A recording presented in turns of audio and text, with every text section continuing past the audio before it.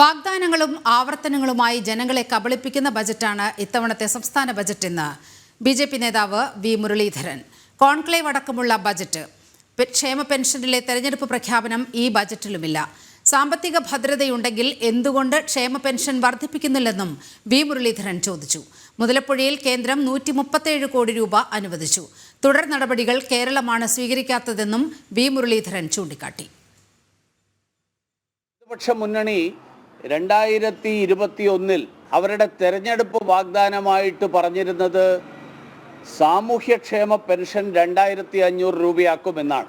അത് ഈ ബജറ്റിലും ആ പ്രഖ്യാപനം പ്രാവർത്തികമായിട്ടില്ല. ധനകാര്യ മന്ത്രി പറയുന്നത് സാമ്പത്തിക ഭദ്രതയുണ്ട് എന്നാണ് പറയുന്നത്. സംസ്ഥാനം സാമ്പത്തിക ഭദ്രത കൈവരിച്ചു എന്നാണ്. അങ്ങനെ കൈവരിച്ചതിന് ശേഷം എന്തുകൊണ്ട് ഈ സാമൂഹ്യക്ഷേമ പെൻഷൻ 2500 ആക്കാനുള്ള തീരുമാനമെടുക്കുന്നില്ല?